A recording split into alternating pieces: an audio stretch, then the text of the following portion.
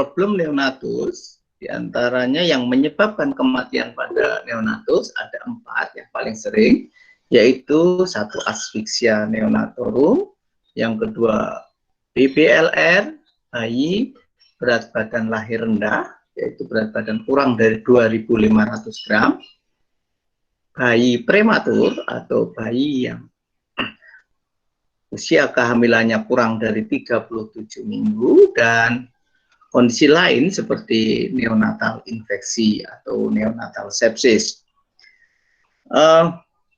Salah satu upaya untuk mengurangi angka kematian akibat asfiksi yaitu dengan pengelolaan resusitasi yang baik. Untuk bisa melakukan resusitasi yang baik, perlu pemahaman yang baik juga tentang periode transisi. Pada pagi hari ini kita akan memberi penjelasan tentang periode transisi pada neonatus. Seperti diketahui bahwa neonatus adalah periode antara saat lahir sampai dengan usia 28 hari ataupun 1 bulan, ya, itu namanya neonatus. Nah, periode ini adalah periode yang sangat sensitif, yaitu periode antara periode yang tergantung dari ibunya. Seperti diketahui bahwa di intrauterin semua kebutuhan bayi dipenuhi oleh ibu, dan setelah keluar maka dia akan bersifat mandiri, semuanya pasokan yang dari ibu sudah terputus sehingga dia harus mandiri. Periode ini menjadi sesuatu periode yang sangat kritis. Kalau tidak bisa beradaptasi dengan baik, maka dia akan mengalami problem pada kehidupan awal dan dampaknya sangat berat. Periode transisi ada 2, yaitu periode transisi pernapasan dan periode transisi sirkulasi. Namun demikian sebetulnya ada periode transisi lain yang perlu dicermati, tetapi biasanya terjadi pada waktu-waktu selanjutnya, jadi tidak berlangsung segera setelah lahir. Proses transisi adalah proses perubahan fisiologis pada bayi baru lahir yang dimulai dalam rahim saat bayi mempersiapkan transisi dari dukungan plasenta intrauterin ke perawatan ekstrauterin, namanya periode transisi. Apa yang terjadi? Perubahan-perubahan apa yang terjadi? Sebetulnya perubahannya macam-macam, ya, banyak ya. Tetapi yang penting sih adalah adalah perubahan pernapasan, di mana pernapasan dan sirkulasi, di mana terjadinya dalam waktu yang detik. Jadi beberapa saat setelah lahir dia akan berubah. Kalau perubahan ini tidak diantisipasi dengan baik, tidak berjalan dengan baik, maka dia akan mengalami perburukan. Seperti diketahui bahwa kematian neonatus paling banyak adalah 2 problem ini, yaitu problem pernapasan dan problem sirkulasi. Perubahan selanjutnya yang berjalan dalam menit adalah perubahan hemostatis gula, pengaturan gula atau metabolisme gula, kemudian kontrol suhu itu dalam menit, dan sistem yang lain seperti ginjal dan saluran pencernaan berjalan pelan mulai dari jam sampai ke hari. Makanya kalau kita tidak bisa mendeteksi awal bayi dengan gangguan nafas, maka dia akan memperburuk dengan cepat.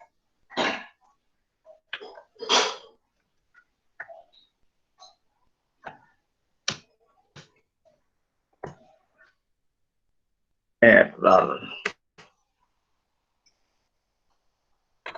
Oke. Periode adaptasi yang berjalan cepat adalah periode kardiorespirasi. Tadi dalam detik, ya, di mana dari intrauterin, misalnya pada saat bayi ada kontraksi intrauterin, maka biasanya terjadi intermittent hipoksia dan keluar menjadi dia harus bernapas. Seperti diketahui bahwa kondisi paru intrauterin, jadi dalam intrauterin, paru tidak terlibat dalam pertukaran udara. Jadi fungsi paru belum berfungsi sebagai sistem ventilasi dan sistem oksidasi, ya. Fungsi paru itu ada 2, fungsi oksidasi dan sistem ventilasi. Ventilasi itu membuang CO2, oksidasi memasukkan oksigen ke dalam tubuh. Jadi pada saat intrauterin, paru belum berfungsi sebagai pertukaran udara. Pertukaran udara diperankan oleh plasenta, jadi sangat tergantung dari besarnya plasenta, kualitas dari plasenta, aliran darah yang ada di plasenta. Pada saat intrauterin, alveoli berisi cairan. Beberapa saat setelah lahir, pada nafas pertama bayi, untuk membuang alveoli dalam cairan dalam alveoli, maka membutuhkan tekanan negatif yang lebih besar, yaitu antara 70 sampai 110 cm3. Oleh karena itu, pada saat memberikan ventilasi tekanan pertama, biasanya diberikan tekanan yang lebih besar, hampir 3 kali lipatnya. Sementara pada nafas normal, seorang bayi itu membutuhkan tekanan negatif antara 5 sampai 10 cm H2O. Ya. Nah, upaya nafas yang pertama ini biasanya bayi nangis pertama kali, ini berusaha untuk menggantikan cairan di dalam udara dengan udara di paru-paru. Jadi dia akan alveoli yang tadinya isinya air akan digantikan dengan tarikan nafas bayi yang pertama tadi dengan udara. Bersamaan dengan itu akan terjadi penutupan dari ductus arteriosus botalia. Anda mengerti bahwa ductus ini menghubungkan antara arteri pulmonalis dengan aorta. Karena pada saat intrauterin, ketika paru itu belum berkembang, tekanan paru meningkat, maka aliran dari ventrikel kanan yang ke arteri pulmonalis ya akan masuk ke aorta lewat ductus arteriosus. Ya. Secara fungsional ya terjadi penutupan itu beberapa saat setelah bayi itu menangis ya atau bernafas atau paru itu berisi udara. Tetapi secara anatomis berlangsung beberapa saat kemudian, bisa sampai hari, sehingga kadang-kadang masih bayi baru lahir masih didengarkan bising pada daerah ductus arteriosus. Sehingga kadang-kadang kita pada pemeriksaan fisik bayi terdengar bising itu belum menegakkan diagnosis, belum bisa kita katakan bahwa bayi itu mengalami kelainan bawaan jantung, karena bisa saja masih secara fungsional itu menutup, tapi secara anatomis ductus ini masih terbuka. Nah, pada saat penutupan arteri ini juga, penutupan ductus arteriosus ini terjadi akibat dari makin ya pada awalnya tekanan pulmoner itu lebih besar daripada tekanan sistemik, sehingga alirannya dari jantung kanan ke kiri. Tetapi pada saat menangis, maka terjadi perubahan ketika ada udara di alveoli, maka tekanan pada pembuluh darah, resistensi pembuluh darah pada paru berkurang, maka tekanan negatif pada paru akan berkurang, sehingga tekanan sistemik masuk ke tekanan pulmoner, masuk ke aliran pulmoner. Gambar ini menunjukkan bahwa pada saat intrauterin, ya, alveolinya terisi oleh air.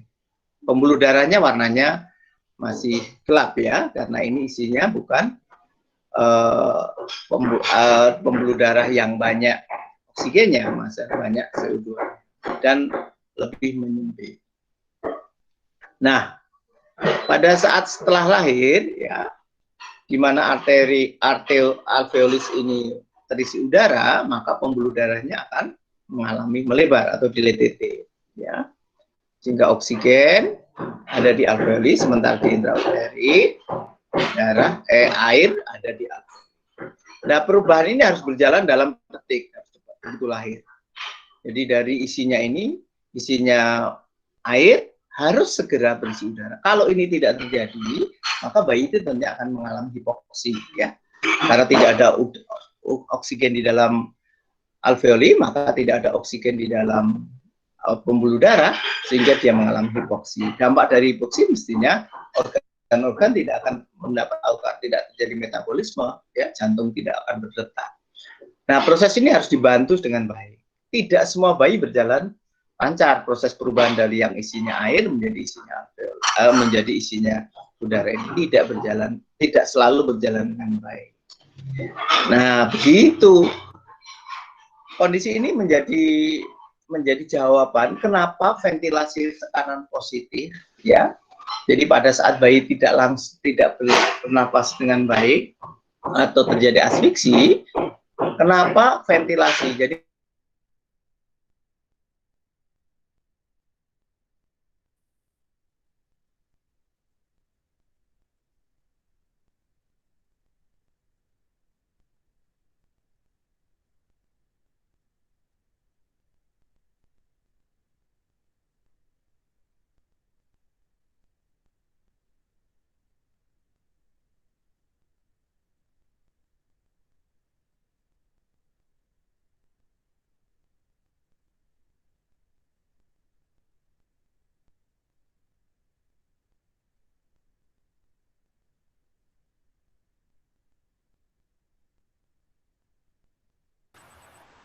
Permisi dokter, suaranya tidak terdengar.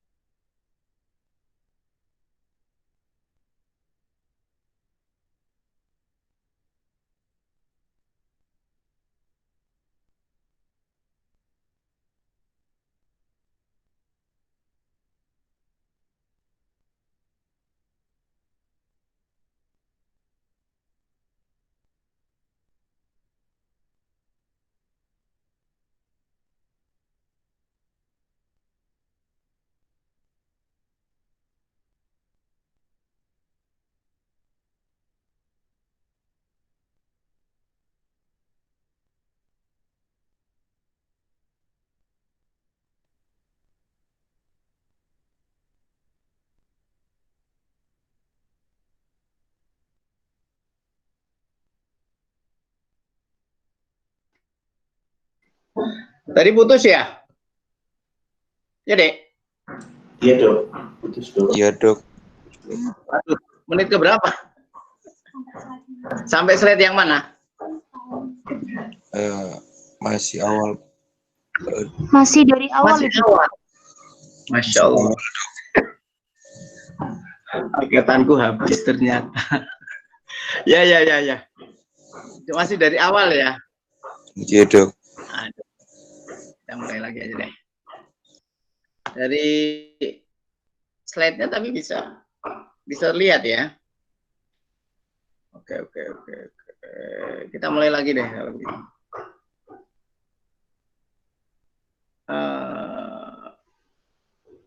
Slide-nya bisa lihat?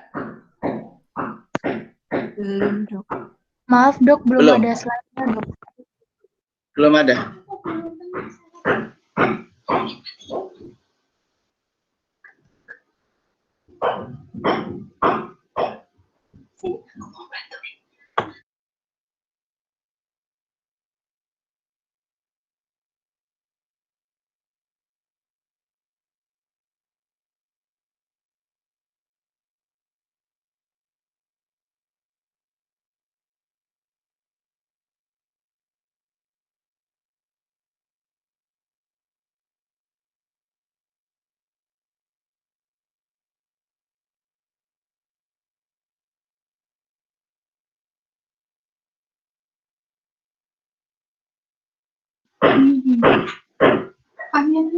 Sudah. Oke, kita mulai lagi ya, Dek. Bisa lihat slide-nya? Sudah, Dok. Sudah, Dok. Sudah. Sudah. Tolong kalau misalnya ada Mas Chandra kabari di juga ya, di WA ya, atau di telepon miss call gitu ya. Kalau ada hambat. Tadi habis kan kok.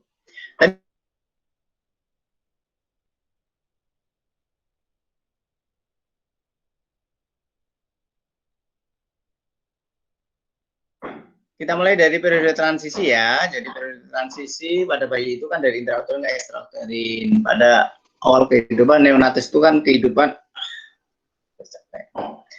mulai dari intrauterin ke kehidupan di ekstrauterin. Pada kondisi ini pengenalan periode transisi ini menjadi penting karena kebanyakan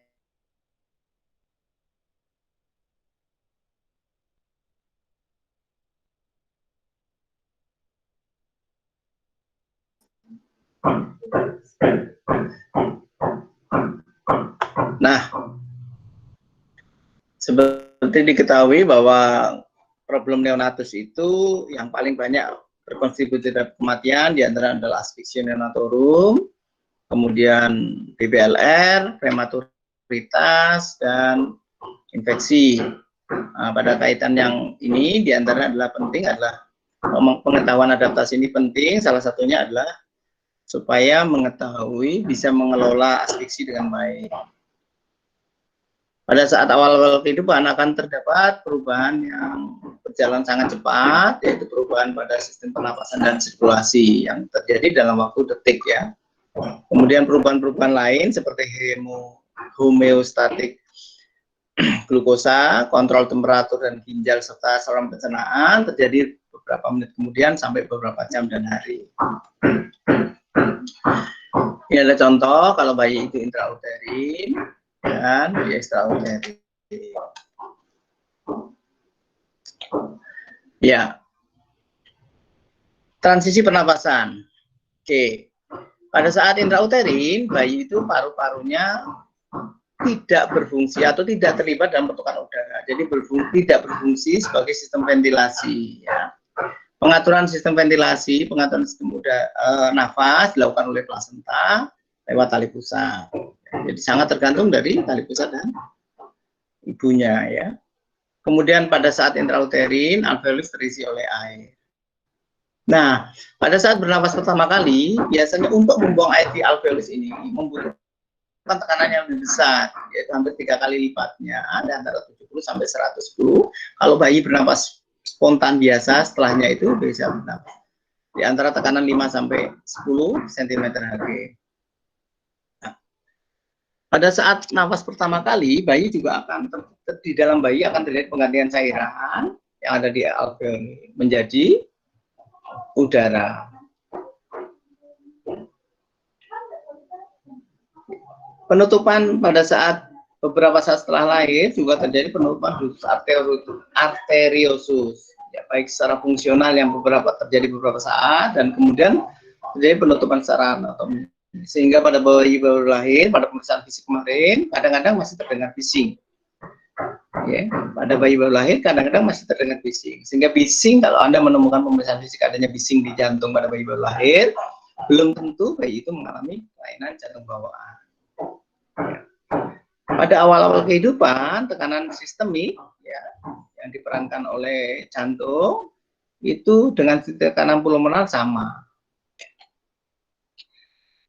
Ini adalah gambaran yang di sini adalah paru di intrauterin dan paru di ekstrauterin. Pada intrauterin Anda lihat bahwa paru-parunya terisi oleh air ya, dengan pembuluh darahnya melisut sehingga warnanya tidak terisi oleh oksigen banyak, ya, sehingga warnanya lebih gelap. Sementara pada saat lahir dia bernapas, udara masuk, maka terjadi pertukaran air di sini diganti oleh udara dan pembuluh darahnya akan melebar atau dilatasi sehingga tekanan menjadi berkurang sehingga udara makin bisa masuk ke sini. Ini menjadi penting dan menjadi prinsip dari resusitasi pada bayi baru lahir. Pada bayi lahir bagaimana paru ini yang tadinya isinya air bergeser berubah menjadi isinya udara. Maka penting sekali ketika bayi baru lahir tidak langsung menangis. Kalau ini airnya masih banyak, maka perlu dilakukan tekanan positif. Jadi ventilasi tekanan positif menjadi penting sekali pada resusitasi pada bayi baru lahir yang mengalami gangguan nafas. Di dalam intrauterin, sekali lagi ini adalah contoh bahwa alveoli intrauterin itu isinya air. Pada saat bernapas pertama kali mungkin ada sedikit air ini yang didorong karena tekanan negatif tadi.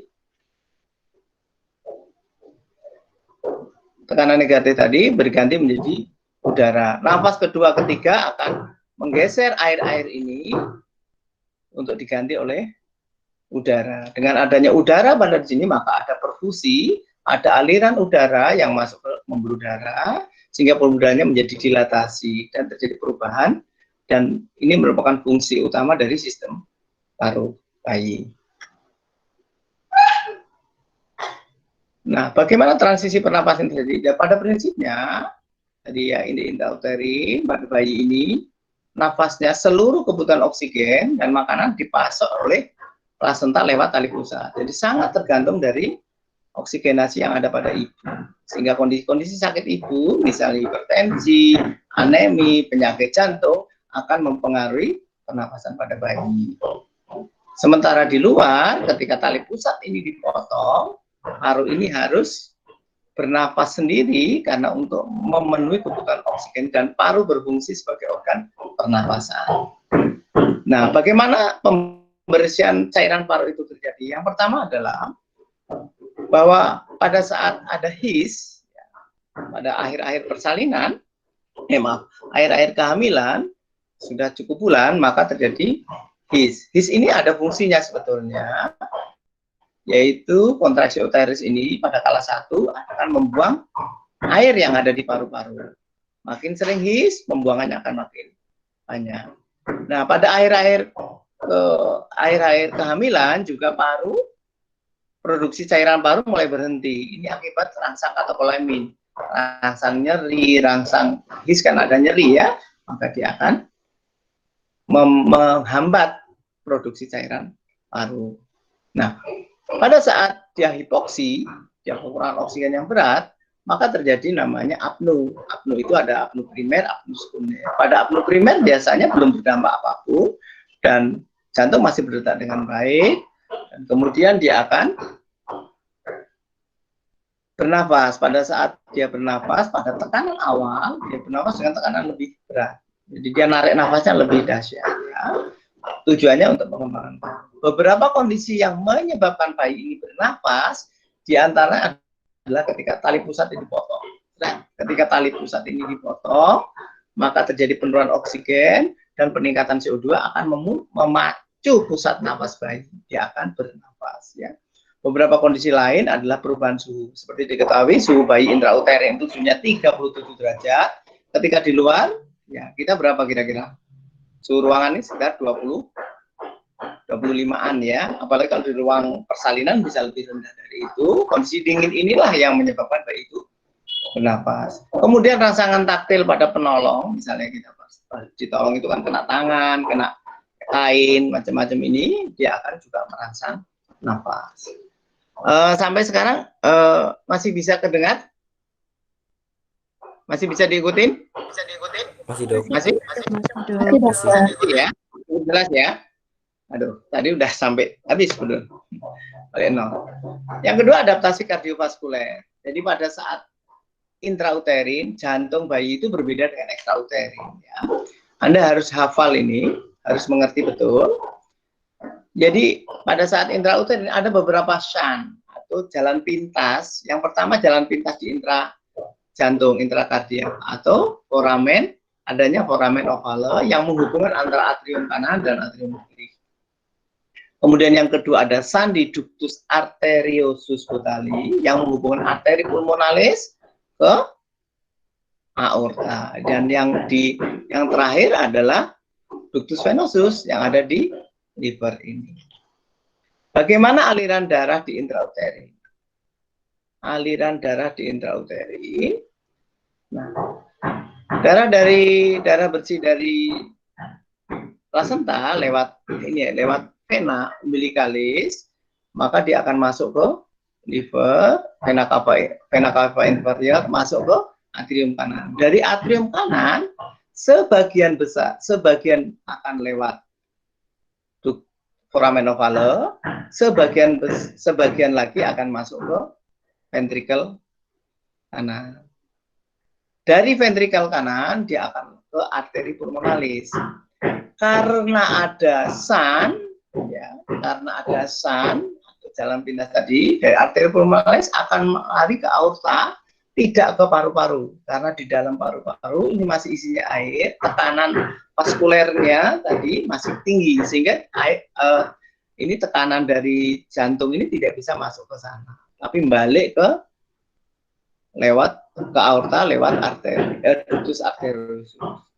Sebagian dari yang tadi, yang dari atrium kanan akan ke atrium kiri, akan masuk ke ventricle kiri, ya, akan masuk ke ventricle kiri dan ke sistemik lewat aorta. Jadi dari aorta mendapat tambahan dari arteri pulmonalis lewat itu. Sehingga terdapat 3 bypass di ductus venosus di liver, kemudian di foramen ovale dan di ductus arteriosus. Nah, transisi sirkulasi,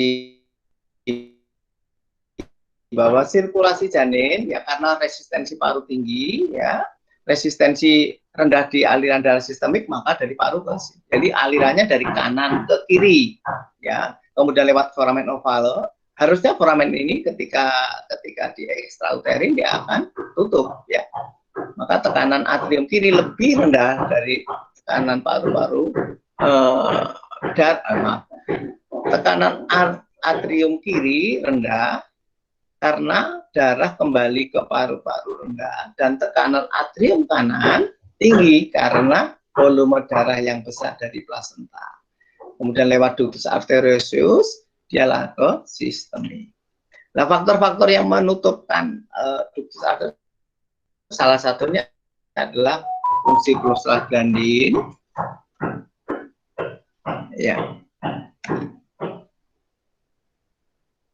Kembali lagi, ini adalah sirkulasi.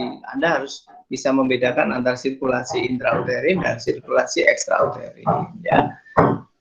Perubahan sirkulasi sangat besar saat lahir. Jadi itu lahir, begitu bayi lahir, dipotong tali pusat, hipoksi, maka terjadi perubahan di dalam paru dan perubahan di dalam jantung segera ketikanya. Kalau itu tidak terjadi, maka terjadi gangguan fungsi di antara 2 organ itu, ya. Oke. Peningkatan aliran darah pulmonal akibat penurunan resistensi paru, ya karena paru-paru tadi ada oksigennya, tekanan menurun, maka terjadi ekspansi paru, kemudian dia akan ada darah yang ke paru-paru. Resistensi sistemik lebih tinggi daripada resistensi paru, ya akibat fungsi protein, maka arteriolus akan menutup dengan sendirinya, dan arteri umbilikalis akan menyempit dan aliran darah plasenta berhenti. Nah, ini adalah kondisi kalau transisi ke ekstrakurikuler dimulai saat jadi pada saat tali pusat itu diputus, ya, kemudian plasenta tidak berfungsi sebagai sistem paru-paru, ya. Paru-paru berfungsi sebagai penukaran gas. Nafas pertama paru mengembang dan menyebabkan peredaran darah. Jadi darah lari ke paru-paru, ya. Paru mengembang, resistensi terhadap aliran darah melalui paru-paru dan aliran darah dari paru-paru ke arteri. Aliran darah dari arteri pulmonalis ventrikel kanan dia akan ke paru-paru. Ini yang menghasilkan sirkulasi bayi. Bagaimana kalau terjadi hambatan sirkulasi? Kalau terjadi hambatan sirkulasi, apa yang terjadi? Apa yang terjadi? Yang pertama adalah kalau hambatan periode transisi terjadi, yang pertama bayi tidak, misalnya tidak ada proses skala 1 yang baik, ya, bayi maka tidak akan bernafas dengan adekuat. Paru-paru tidak terisi oleh udara, maka oksigen tidak tersedia di sistem sirkulasi, hipoksi bayinya. Yang kedua, pada kondisi di mana kehilangan darah atau hipoksi berlebihan atau kondisi iskem yang lama, maka kontraktilitas jantung menjadi buruk atau bradikardi, maka jantung sendiri tidak akan mampu meningkatkan tekanan sistemik sehingga terjadi hipotensi sistemik. Yang selanjutnya adalah bila konsentrasi oksigen dalam darah tetap rendah, maka terjadi penyempitan pada arterial paru yang berlanjut sehingga terjadi hipertensi pulmoner. Jadi kemungkinannya ada 3 kalau terjadi hambatan periode transisi ini, oksigennya bisa ada hipoksi, ada hipotensi, dan ada peningkatan tekanan pada paru. Nah, gejalanya gimana? Kalau terjadi hambatan transisi itu gejalanya 1, taki penuh. Tahu ya, taki penuh itu adalah nafas lebih dari normal pada bayi itu lebih dari 60 kali. Adanya cyanosis atau kebiruan pada sentral dari mulut dan sekitar mulut. Yang ketiga adalah pola nafas yang berat atau berhenti nafas atau nafas yang megap-megap, terengah-engah, ya, atau apno, nafas yang tidak bernafas lebih dari 20 detik, atau bradikardi kurang dari 100 kali per menit, ya. Yang kedua ada hipotensi dan tonus arterial. Gejala ini adalah gejala-gejala pada bayi asfiksi, ya. Ringkasannya adalah bahwa perubahan nafas dan sirkulasi adalah komponen kunci dalam transisi bayi baru lahir. Jadi Anda harus bisa menyelamatkan bayi ini bertransisi dengan baik. Apa yang harus dilakukan kalau dia tidak bertransisi dengan baik dan konsekuensinya Anda harus memahami. Yang kedua, bahwa hambatan transisi pada bayi baru lahir termasuk penundaan pembuangan cairan paru. Jadi kalau ada cairannya lama, kemudian kegagalan jadi pompa jantungnya yang jelek dan dilatasi pembuluh darah yang tidak baik, ini akan terjadi kalau proses transisi ini tidak berjalan dengan baik. Oke, bisa diterima? Sampai sekarang ada yang mau bertanya? Ada yang mau tanya atau bingung?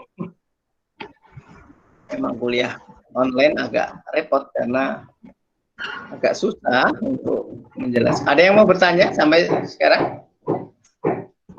Jadi kemarin dalam silabus pada 2 kali pertemuan ini ada sebetulnya 1 pemeriksaan fisik, yang kedua masa transisi, yang ketiga resusitasi, ya. Nah kemarin sebagian sudah saya berikan, tetapi akan saya jelaskan kembali pada pertemuan ini. Kalau tidak ada pertanyaan, saya lanjutkan ke materi yang kedua tentang resusitasi neonatus. Ada pertanyaan? Belum dokter, dilanjut dulu aja dok. Belum ada. Oke. Slide-nya bisa terlihat? Halo? Sudah terlihat. Slide-nya bisa terlihat. Oke. Sudah. Dok. Kemarin jadi salah satu kematian pada bayi disebabkan oleh asfiksi, betul ya? Asfiksi adalah kegagalan bayi bernapas secara spontan dan teratur beberapa saat setelah lahir. Jadi kalau bayi lahir tidak bernapas dengan baik, itu namanya asfiksi. Tetapi kalau bayi misalnya lahir napasnya bagus, ya tonusnya bagus, kemudian pulang dari rumah sakit, setelah 15 hari di rumah mengalami sesek, dan balik lagi ke rumah sakit periksa ke Anda, itu bukan asfiksi ya. Jadi asfiksi itu kegagalan bernafas secara spontan dan teratur beberapa saat. Nah, terapinya asfiksi adalah resusitasi. Resusitasi adalah sekelompok tindakan yang sudah teruji dengan baik untuk mengembalikan fungsi paru dan fungsi jantung sehingga kematian dan cacat menjadi berkurang. Jadi ini, nah, gangguan adaptasi awal tadi sering bermanifestasi sebagai asfiksi. Ya, periode awal bayi itu bayi lahir. Kalau dia beradaptasi dengan baik dari adaptasi jantung, paru, sistem kardiorespirasi, kemudian metabolik, suhu dengan baik berhasil, maka cukup dilakukan inisiasi menyusui dini dan rawat gabung. Jadi ini perawatan bayi sehat. Nah, pada beberapa kasus, adaptasi ini berjalan tidak bagus atau gagal. Pada adaptasi yang gagal ini perlu dilakukan resusitasi dengan prinsip warm, pink, dan sweet, ya. Selalu Anda nggak boleh bayi itu resusitasi dingin, ya. Harus menjadi merah dan hangat, ya. Kalau sudah resusitasi, kalau dia berhasil, maka dilakukan transportasi. Bayi ini dirawat di ruang khusus. Dalam rangka transportasi, Anda harus, misalnya Anda di daerah yang tidak bisa merawat bayi ini, Anda harus merujuk, maka Anda harus berprinsip dalam rangka merujuk itu dengan prinsip se-stable mungkin. Oke. Nah, resusitasi bayi baru lahir. Apakah semua bayi itu membutuhkan resusitasi? Tidak, ya. Ya. Namun demikian, karena tadi setiap bayi mengalami transisi kehidupan intrauterin ke ekstrauterin tidak selalu berjalan dengan baik, maka setiap persalinan harus didampingi oleh seseorang yang bisa melakukan resusitasi. Betul ya? Jadi tidak boleh bayi itu lahir ya dibiarin saja, tetapi harus dilihat apakah dia beradaptasi dengan baik atau tidak. Nah, berapa persen bayi yang membutuhkan resusitasi? Bayi yang membutuhkan resusitasi itu hanya 10% bayi. Okay? Hanya 10%. Dan hanya 1% yang membutuhkan resusitasi tahapan lanjut seperti memberikan intubasi dan pemberian obat-obatan. Tetapi siapakah yang bisa menduga bayi ini lahir mesti nangis atau beradaptasi dengan baik? Apakah setiap orang bisa? Tidak. Karena itu setiap persalinan harus dianggap sebagai bayi ini tidak ada risiko mengalami gangguan adaptasi. Oke.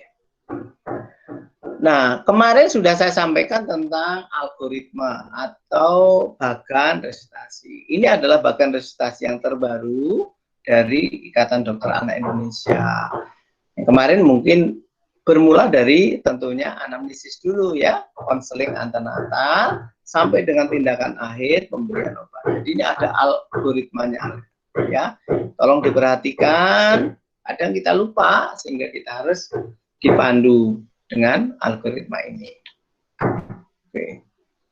Nah, sebelum bisa melakukan resusitasi dengan baik, untuk bisa melakukan resusitasi dengan baik, maka diperlukan tadi bahkan ada konsultasi antenatal untuk mencari faktor-faktor resiko dan kemungkinan prediksi kebutuhan resusitasi. Apakah ada faktor risiko pada ibu, apakah ada faktor risiko pada bayi, apakah ada faktor risiko pada persalinan. Misalnya bayinya prematur, lahirnya 34 minggu. Oke, ada ibunya misalnya perdarahan antepartum, ini dari beresiko mengalami gangguan adaptasi, maka kita prediksikan untuk mempersiapkan resusitasi dengan baik. Yang pertama. Yang kedua adalah pembentukan tim. Siapa yang boleh melakukan resusitasi? Siapapun boleh melakukan resusitasi neonatus sepanjang dia mampu dan kapabel. Jadi dia syaratnya mampu. Tetapi resusitasi yang baik harus dilakukan minimal oleh 2 orang. Jadi tidak mungkin melakukan resusitasi dengan 1 orang, ya. Dan tentunya kalau idealnya dilakukan oleh 3 orang, adanya 1 leader dan 2 anggota. Ini coba kita perhatiin ya, semuanya mempunyai tugas masing-masing. Saya tugasnya apa? Yang kedua, selanjutnya adalah resusitasi yang baik bisa berjalan kalau adanya persiapan alat RW apa, alat breathing apa, alat sirkulasi apa, obat-obatannya apa, harus disiapkan, ya. Yang kemudian perlu juga adalah pada saat sebelum pelaksanaan itu sudah saling berbagi tugas. Saya tugasnya jadi leader, Anda sebagai orang ketiga, maksudnya sebagai yang membantu mencarikan kebutuhan alat. Satunya untuk sirkulasi, jadi harus berbagi. Kalau nanti bayinya lahir, tidak langsung lahir, apa yang harus kita lakukan? Harus melakukan simulasi. Alangkah baiknya kalau angkatan ini Anda bikin video bagaimana melakukan resusitasi. Nanti video ini kita koreksi, sudah betul atau tidak, ya. Nah, tadi salah satu persiapan resusitasi yang baik adalah informasi, komunikasi efektif. Juga ibunya dikasih tahu kalau ada faktor risiko keluarganya. Misalnya bayinya kecil, kemungkinannya bayi ini tidak nangis, maka membutuhkan resusitasi. Kita sampaikan kepada orang tua, Bu, ini ada risiko bayinya membutuhkan terapi intubasi macam-macam, dipasang infus macam-macam, sehingga tidak menghambat proses resusitasi ke depan. Kadang-kadang kita takut harus melakukan informed consent pada saat bayinya sudah kandung jelek. Ya, padahal informed consent bisa dilakukan sebelum ketika kita melihat adanya faktor risiko. Ya, kita tanyakan riwayat persalinan, gimana proses persalinannya, riwayat kehamilan, ya, adakah riwayat infeksi, adakah obat-obat yang diminum. Ini adalah faktor-faktor pada ibu yang berisiko menjadi asfiksi. Kemudian informasi pada bayi, usia kehamilan keberapa. Kalau misalnya kembar, ya timnya harus lebih banyak lagi. Misalnya kembar 3, berarti harus 9 orang melakukan resusitasi, ya. Apakah ketubannya hijau, detak jantung intrauternya udah jelek belum, adanya kelainan bawaan misalnya. Nah, tadi prinsipnya ini harus berbagi, ya. Timnya harus 3 orang. Ingin lihat posisi resusitasi, ya. Ini bayinya kayak begini. Yang di sini ini leader namanya, ya. Leader memegang airway dan breathing, ya. Satu ini airway dan breathing. Yang di sebelah ini tim sirkulasi. Dia yang melakukan kompresi misalnya nanti, yang melakukan infus tali pusat ini yang. Sementara ini yang menyediakan alat dan obat. Jadi tidak mungkin misalnya ini melakukan ventilasi, Anda mencari obat misalnya. Nah, ventilasinya kan berhenti. Nah, anaknya tidak bernafas, maka harus ada orang yang mencari. Minimal 2 orang, idealnya 3 orang. Dan resusitasi tidak mungkin dilakukan sendiri. Syarat resusitasi tidak mungkin dilakukan sendiri. Ini adalah kesiapan alat-alatnya. Jadi sebelum resusitasi dimulai, kita harus mempersiapkan alat. Airway, ada alat breathing, ada dan termoregulasi, juga tentunya obat di sana. Airway apa misalnya? Airway pump, stetoskop, penghisap, ya, selang penghisap, alat untuk airway lanjut, ETT, laringoskop dan lain-lain. Sumber oksigen, ya. Breathing, sumber oksigen, pompa, sungkup, ya, kemudian tipis resusitator dan lain-lain. Sirkulasi apa? Infuset, epinefrin, NaCl dan lain-lain. Ini harus kalau bisa dalam checklist sehingga tidak. Jangan lupa kesiapan lain adalah termoregulasi. Ruangan harus dibikin optimal untuk resusitasi. Syaratnya apa? Satu, harus hangat. Kita harus menghindari kehilangan panas. Jadi bayi itu bisa mengalami kehilangan panas lewat beberapa cara. Satu, lewat konduksi. Misalnya ininya dingin, tempat tidurnya dingin, maka dia akan konduksi panas sini. Ya, radiasi. Misalnya udara di sininya dingin, maka dia akan. Kemudian konversi angin, ya, misalnya ada angin, ya, dorong ke sana, maka angin dingin, maka dia akan evaporasi. Ini ya basah, maka dia akan evaporasi. Jadi kita hindari nih, sarannya apa ya? Tempatnya harus hangat, matrasnya harus hangat, ya. Tempat untuk resusitasi harus hangat. Radiasi ini udaranya nggak boleh dingin, suhunya harus antara 24 sampai, ruangan itu harus 24 sampai 26. Panas deh, suhu segini ruangan panas, ya. Kemudian tidak boleh ada kipas angin, ya, karena tadi konveksi. Evaporasi harus segera kering, jadi bayi ini harus segera dikeringkan. Tidak boleh ada yang menempel air di sini, ya.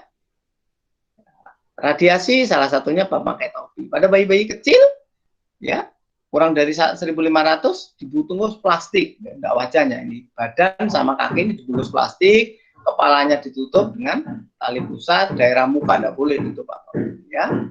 Jadi tadi kesiapannya, misalnya inkubatornya ini, inkubator penghangat, tempatnya harus hangat, AC-nya dimatiin, ya, kipas angin dimatiin, ya, ini ada lampu untuk penghangat. Ininya harus hangat semua, ya. Alat-alat yang dipakai harus hangat.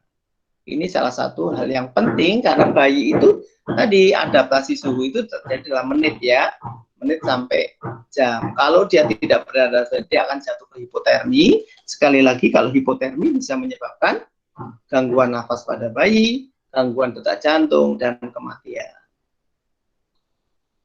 Nah, ini rekomendasi yang terbaru.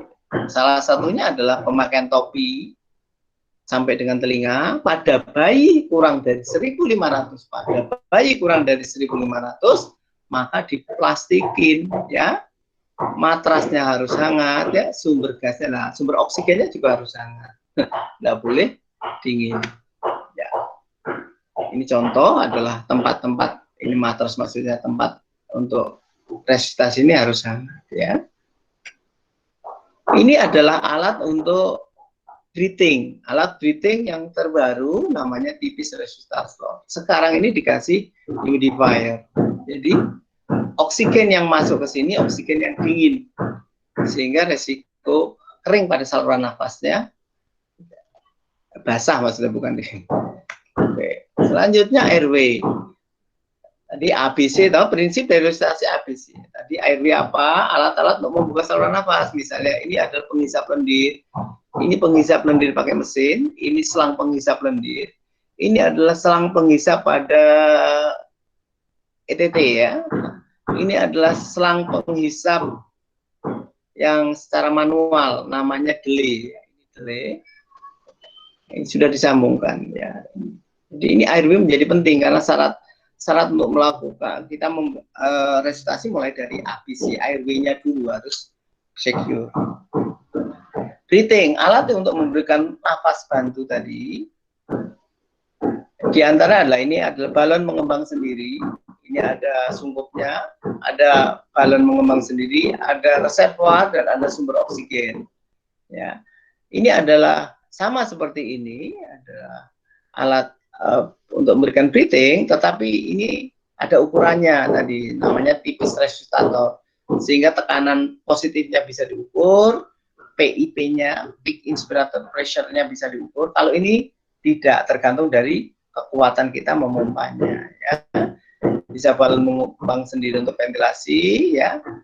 Nah, idealnya lagi semua alat ini dalam satu tas, dalam satu tempat yang bisa mudah dijangkau supaya tidak lari-lari. Ya, tadi harus ada troli, disiapin semua sebelum ini dinyalain, alatnya sudah dites, ya. Ini ya mesin untuk mengukur saturasi dan siap, ada stetoskop. Semuanya disiapin dulu sebelum bayinya lahir. Bukan kebalik, bayinya lahir tidak nangis baru alatnya dicari, tidak boleh.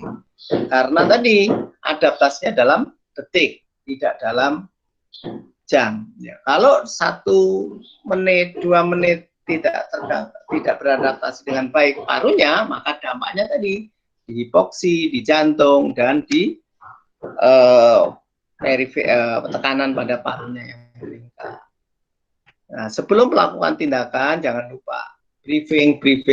Jadi berdoa, saling berbagi tugas. Ini airway, ini yang sirkulasi, ini yang tadi menyediakan. Semuanya sudah tuh. Saya tugasnya apa? Saling berbagi, ya, supaya tidak tabrakan. Nah, bagaimana alur resusitasi? Setelah tadi alur resusitasi bermula dari adanya persiapan, briefing, ya, kemudian kesiapan alat, anamnesis, ya.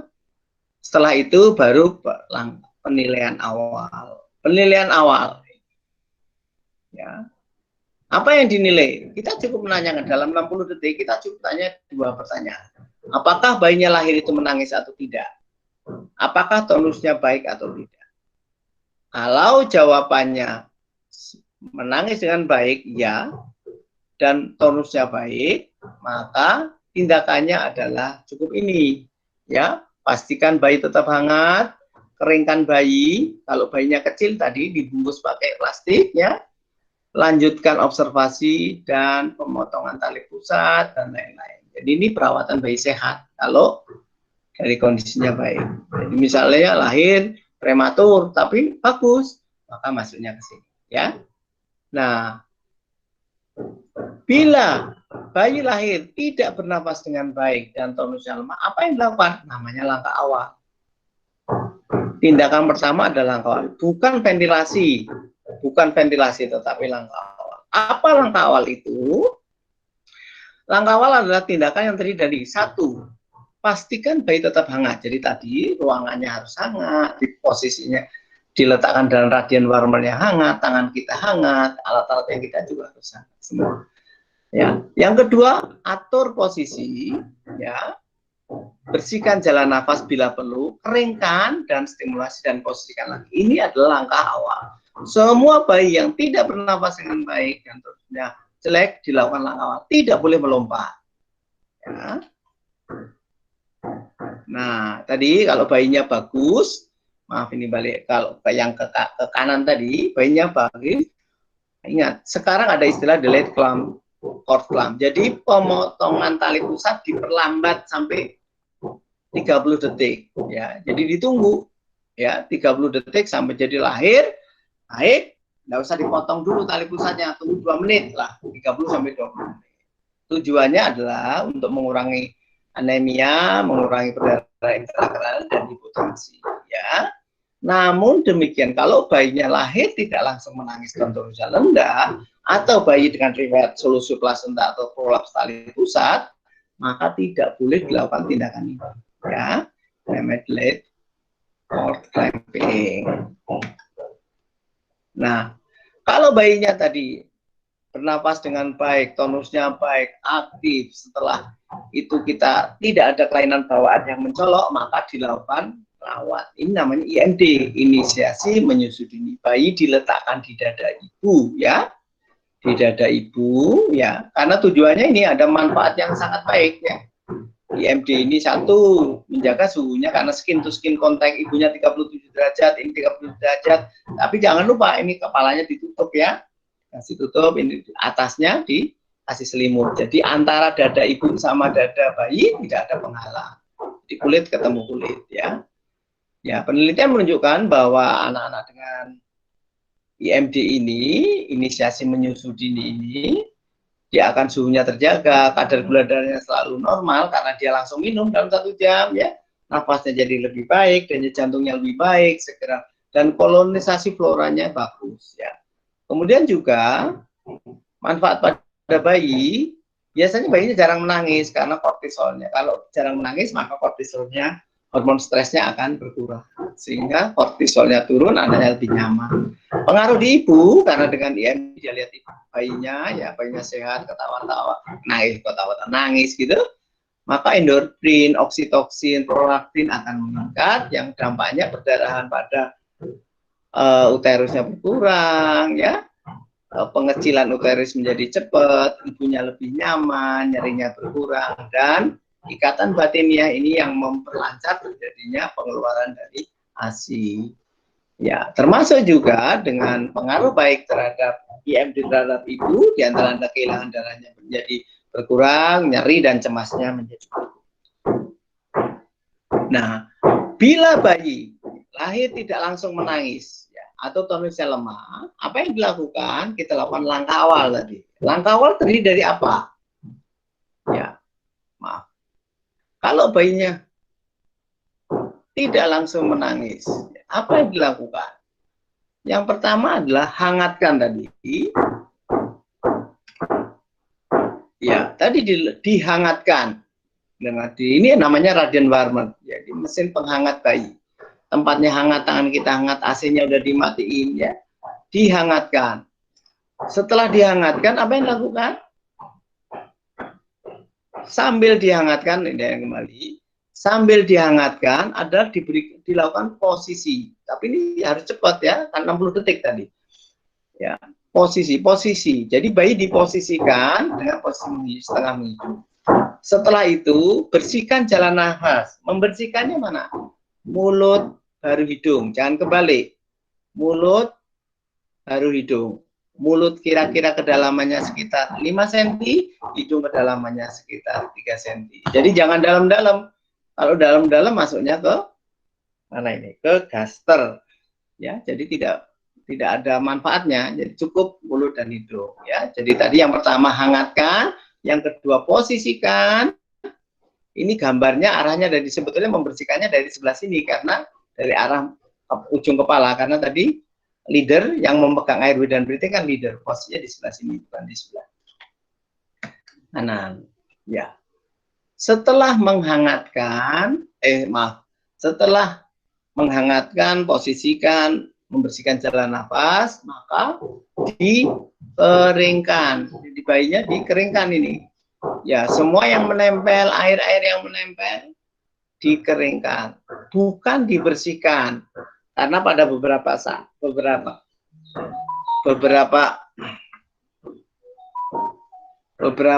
kasus, kita membersihkan banyak ada vernik gaseosa, jadi kayak lemak bawah kulit yang putih-putih itu, ya, putih-putih itu, maka tidak usah dibersihkan, cukup dikeringkan. Kain yang basah kita ganti kain baru. Setelah itu, setelah dikeringkan, maka dilakukan stimulasi. Ini adalah betul-betul stimulasi. Stimulasi pada bayi itu satu. Digosok-gosok ya, kayak dielus pada daerah kaki, telapak, kemudian punggung. Hati-hati untuk daerah perut ya. Setelah distimulasi direposisikan lagi ya. Direposisikan. Ini contohnya. Hangatkan, posisikan. Ini adalah memposisikan yang baik. Jadi contoh-contoh memposisikan. Yang benar itu ingat ya, ini dagu sama dada dalam garis lurus. Ini terlalu ekstensi malah. Ini terlalu fleksi. Jadi ini contoh-contoh yang tidak baik, ini yang baik.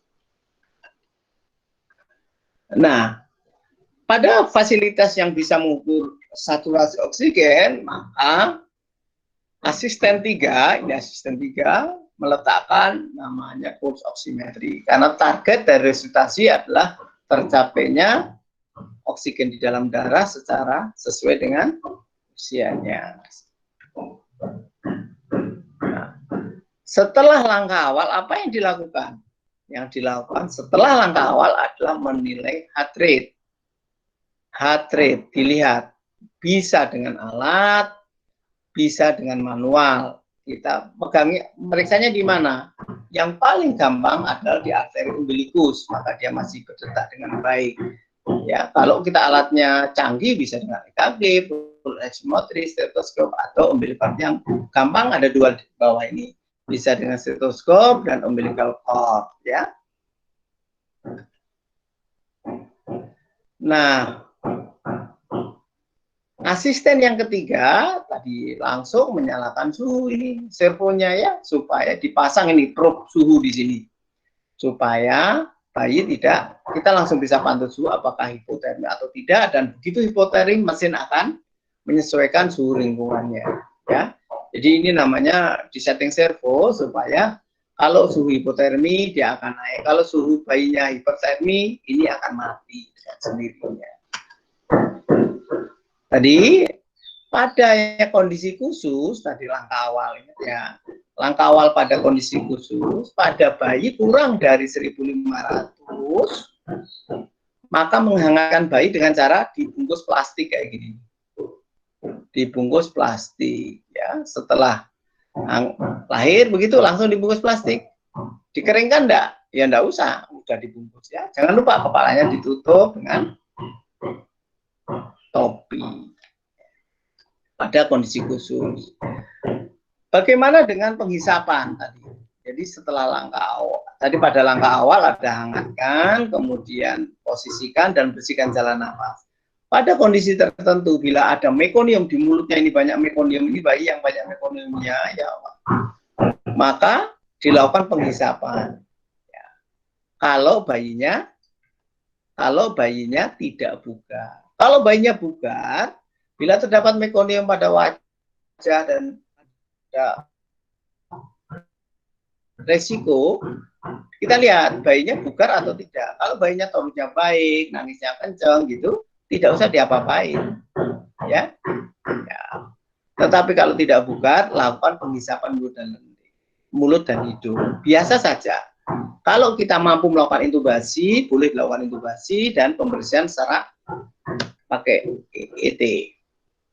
Nah, setelah langkah awal, kita lihat apakah heart rate-nya kurang dari 100, apakah nafasnya bagus atau tidak. Evaluasi usaha nafas. Jadi setelah langkah awal, dievaluasi. Ya. Langkah awal sampai dengan ventilasi tekanan positif 60 detik. Jadi 1 menit kurang lebih. Secepat mungkin prinsipnya. Ya.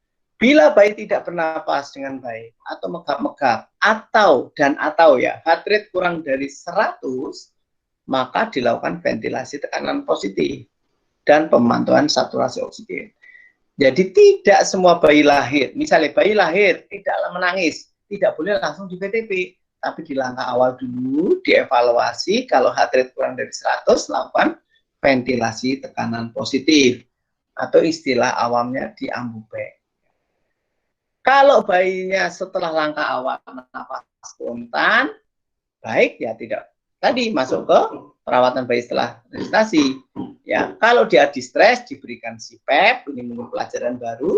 CPAP adalah continuous positive airway pressure, dan kalau ada cyanosis baru dikasih oksigen. Jadi tidak semua bayi itu dikasih oksigen, hanya bayi yang cyanosis, hanya bayi yang membutuhkan resusitasi saja.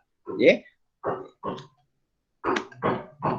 Nah, tadi bagaimana cara memberikan ventilasi tekanan positif? Ingat bahwa paru-paru adaptasi yang sering terganggu awal kehidupan adalah cairan paru-paru, cairan alveoli masih terisi cairan beberapa saat setelah lahir. Oleh karena itu cairan harus didorong dengan ini ventilasi tekanan positif. Bisa dengan balon mengembang sendiri, ya.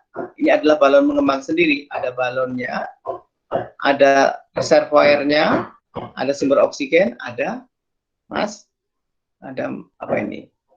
Masker ya. Nah, caranya bagaimana? Nah, ya. Ini frekuensinya sama seperti yang pertama adalah ini masker ini harus menutup mulut hidung ya. Lihat ya. Baru setelah mulut hidung dilakukan pompa. Berapa sumber oksigen? Ingat sekali lagi bahwa ini kan ada sumber oksigen pada saat melakukan resusitasi itu harus ada sumber oksigen. Berapa sih dikasih oksigennya? Panduan yang terbaru adalah kalau bayi prematur cukup oksigen. Kalau bayinya cukup bulan, ya oksigennya 21%. Kalau bayinya prematur, oksigennya bisa lebih tinggi, bisa sampai 30% sampai 40%. Pada bayi prematur tadi kita berikan oksigen 21%. Caranya oksigen 20% apa ya? Kita kalau punya blender pakai blender. Yeah. Nah, ini cara memegang sungkup ya. Tadi ada sungkupnya bisa dengan stem hold, 2 point, atau coba nanti dicari sendiri.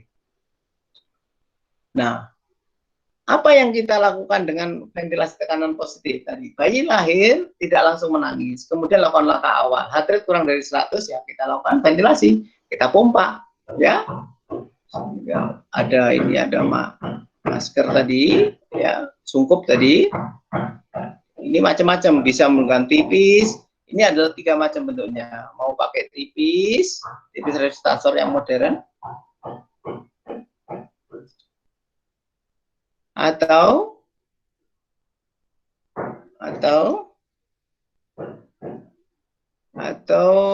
balon mengembang sendiri. Yang rata-rata punyanya yang ini ya. Ini adalah balon mengembang sendiri. Ya, ada balon, ada sumber oksigen, ada sungkup. Yang terbaru ini ada katup PEP. Ini ada katup 2 katup PEP, ukuran berbeda ya. Yang lebih bagus lagi adalah pakai resusitator, alat resusitasi ya. Ini namanya tipis resusitator. Bisa yang begini yang ada mesinnya, atau yang lebih bagus lagi. Ini Anda lihat resusitasi pemberian VTP pada bayi kecil. Bayinya dibungkus, kemudian dilakukan ventilasi tekanan positif. Nah, berapa frekuensi melakukan ventilasi? Ya, 40 sampai 60 kali per menit, sama seperti nafas bayi. Gimana cara memberikannya? Yaitu 1, setelah sungkup itu menutup mulut dan hidung, posisinya dibikin ekstensi, ya, dipegang, kemudian diberikan. Ini pompa, lepas, pompa. Pompa, lepas, pompa. Jadi iramanya pompa, lepas, pompa, lepas, pompa gitu ya. Jadi remas, lepas, remas lagi, jadi tidak terus-terusan. Ya, ini kecepatan. Kecepatan tadi frekuensinya sekitar 40 sampai 60. Caranya ya dengan tekan, lepas, tekan, lepas, tekan, lepas, itu kira-kira segitu. Ya, kapan setelah kita melakukan PTP selama 60 detik tadi, kita harus evaluasi. Apa yang dievaluasi? 1, dadanya mengembang tidak. Kita lihat ini dadanya mengembang ketika dipompa, ini mengembang enggak. Yang kedua, laju denyut jantungnya meningkat atau tidak, atau lebih dari 100 atau tidak. Kalau meningkat berarti bagus. Yang selanjutnya adalah saturasi. Kita pasang mesin saturasi tadi, detektor saturasi. Kalau saturasinya membaik, ya berarti VTP kita bagus.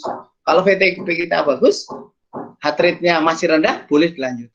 Tetapi kalau VTP-nya tidak bagus, misalnya VTP-nya tidak terlalu bagus, apa yang dilakukan? Ya, kita harus memperbaiki ini. Ya, kita harus memposisikan maskernya benar enggak? Posisinya cukup enggak? Disuction, siapa tahu ada penyumbat, ya. Singkirkan segala obstruksi, ya, posisi, kemudian pastikan tekanan, jadi tekanannya kita naikkan misalnya. Atau kalau tidak efektif, kita intubasi. Jadi setelah dilakukan VTP 60 detik, kita harus menilai VTP-nya efektif atau tidak. Atau disingkat tadi, langkah koreksi ini Mr. SOPA ya. Mass adjustment, reposition airway, suction mode and nose, ya, open mode, pressure, ini namanya singkatan ini, Mr. SOPA. Nah, kalau setelah 60 detik ventilasi tekanan positif sudah lakukan dengan baik, namun jantung heart rate kurang dari 60, maka dilakukan ventilasi dan kompresi. Pada saat kompresi ini, maka ventilasinya harus dengan intubasi. Ya, jadi begitu ventilasi tekanan positif tadi kan pakai mas ya, pakai apa itu masker ya, pakai apa sungkup tadi tidak efektif, maka dilakukan intubasi. Jadi syarat melakukan kompresi dan VTP adalah intubasi. Ya, ini intubasi. Kalau Anda tidak bisa melakukan intubasi, ada alat baru namanya laryngeal mass airway. Ini caranya lebih gampang. Jadi cukup di Ini adalah masker laring saja, jadi tidak sampai ke si.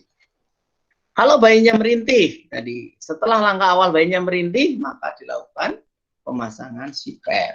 Ya, tadi bayi bernafas spontan tapi merintih, maka atau distres atau takip penuh atau retraksi, heart rate-nya di atas 100, maka lakukan diberikan pemasangan CPAP. Tidak boleh dikasih oksigen saja. Ya, ini contoh pemakaian CPAP. Ini alat-alat CPAP tadi, bisa dengan tipis resusitator atau yang sederhana pakai Jackson Brace. Silahkan Anda cari. Bagaimana memberikan ventilasi dengan CPAP? Saya kira sama.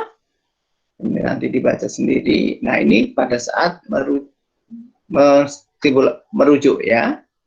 Oke, kita lanjutkan lagi. Nah, tadi kita kan memberikan ventilasi tujuannya untuk oksigenasi. Kita harus pantau ventilasi yang kita berikan, resusitasi yang kita, saturasinya tercapai enggak. Kalau sudah tercapai, ya enggak usah dikasih oksigen.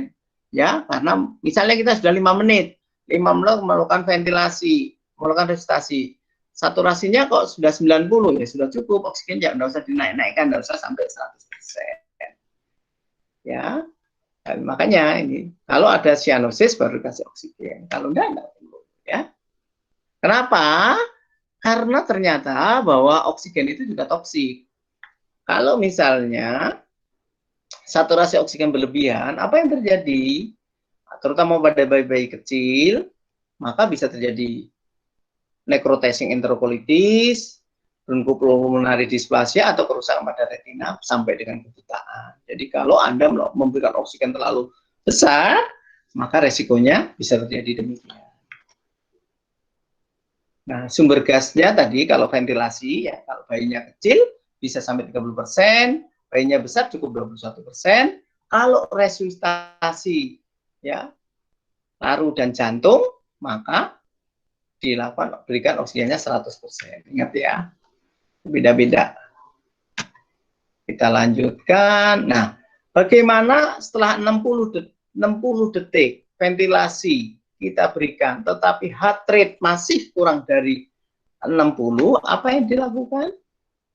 Lakukan intubasi dan lakukan resusitasi jantung paru dengan oksigen 100%. Ingat ya, kalau melakukan kompresi dada, Anda harus memberikan oksigen 100% dan intubasi. Ya, bagaimana melakukan kompresi dada? Kompresi dada yang melakukan adalah orang yang sirkulasi yang sebelah kanan. Yang pertama yang perlu Anda perhatikan adalah titik daripada pompa. Anda bisa menggunakan 2 jari, ini 2 jari atau 2 jempol. Pada kasus ini contohnya 2 jari. Letakkan di antara ini ada garis maya antara 2 puting, ini ada sternum. Kita letakkan di bawah sedikit daripada pertemuan garis di antaranya. Sternum ini ya. Berapa tekanan diberikan? Kira-kira 1/3 dari diameter anterior posterior. Berapa frekuensinya? Ingat perhatian ya.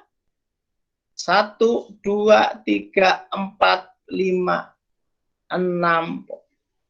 Ya, 1, 2, 3. 1 and 2 and 3 pompa. 1 and 2 and 3 pompa. Jadi 3 kali bantuan jantung, 1 kali pompa. 3:1. 1 and 2 and 3 pompa. 1 and 2 and 3 pompa 2. Terus gitu ya. Kira-kira 6 pompa dari jantung, 2 kali pompa nafas. Ya, ini tadi bisa dengan 2 jempol. Jempol posisinya demikian. Ingat kedalamannya harus 1/3. Tegak lurus seperti pompa jantung ya. Satunya memompa jantung, satunya melakukan ventilasi. Tidak boleh berhenti, makanya resusitasi itu tidak mungkin 1 orang. Kalau terjadi demikian gimana? Ya, kalau 1 orang, maka tidak mungkin bisa memberikan ventilasi dengan baik. Ya, 3 kali kompresi, 1 kali. Kira-kira 90 kompresi, 30 ventilasi. Atau 120 kegiatan per menit. 1, 2, 3 pompa, 1, 2, 3 pompa. Oke. Ya, ini ada yang memberikan ventilasi. Ini syaratnya oksigen 100% harus intubasi sebetulnya yang terbaru ya. Kalau kamu belum bisa intubasi, pakai laringan mas. Kalau nggak bisa ya pakai balon cukup terpaksa. Ya. Nah, kalau ventilasi sudah 1 menit lagi nih, ya. Ventilasi dan kompresi heart rate kurang dari 60, pertimbangkan pemberian obat dan jadi adrenalin masuk ketika ventilasi kompresi ya. Setelah 60 detik kompresi dan ventilasi dinilai frekuensi jantung. Kalau frekuensi jantungnya lebih dari 60, maka VTP dilanjutkan, kompresi dihentikan. Kalau frekuensi jantung lebih dari 100, hentikan bertahap ventilasi dan hentikan kompresi. Kalau kurang dari 60 detik, lanjutkan VTP, lanjutkan kompresi dan berikan adrenalin. Tadi pemasangan infusnya lewat tali pusat paling gampang ya. Ini paling gampang ya. Nanti ada pelajarannya sendiri, silakan Anda baca bagaimana memasang tali pusat. Anda harus bisa mengidentifikasi mana yang vena umbilicus, mana yang arteri umbilicalis. Yang dimasukkan kemana? Ke vena umbilica. Yes, ya. Ini vena umbilicalis ya. Ya, jadi harus berbagi. Yang masang tadi yang sirkulasi ya. Petugas sirkulasi. Obat yang diberikan tadi pakai adrenalin, dosisnya 0,1 mili per kilogram. Kalau infusnya belum tercapai, bagaimana memberikan? Bisa dengan lewat endotracheal. Jadi masukkan lewat ETT ya.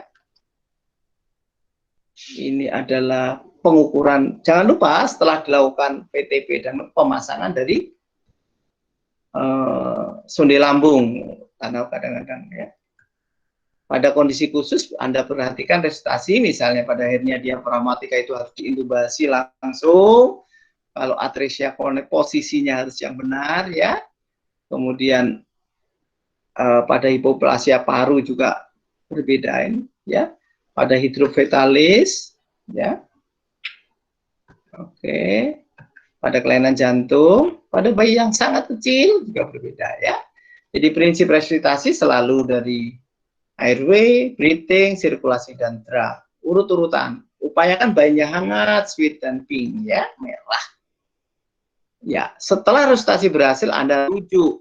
Begitu rujuk Anda harus menstabilisasi dari gula, temperatur, airway yang disingkat sebagai stable. Setelah itu Anda ukur gula ya.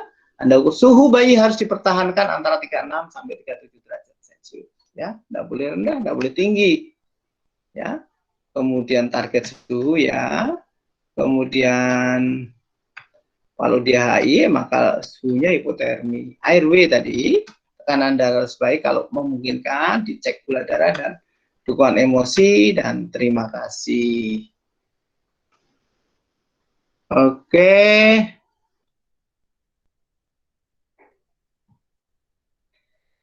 Gimana? Bingung? Ada pertanyaan?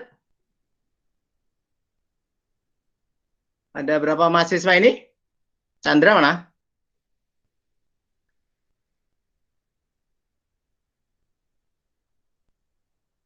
Halo? Iya, dokter. Ya. Ada yang bertanya? Cukup jelas? Insya Allah jelas, Dok. Sudah cukup jelas. Oke. Ada berapa mahasiswa yang bergabung ini?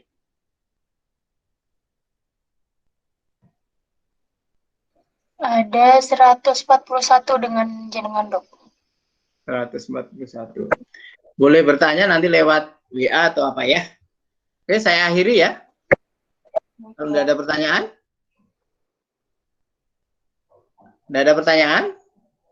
Nanti materinya akan saya kirim lewat Om Ting ya, Mas Chandra ya. Chandra itu ya. Oke. Itu saya keluar. Gimana keluarnya?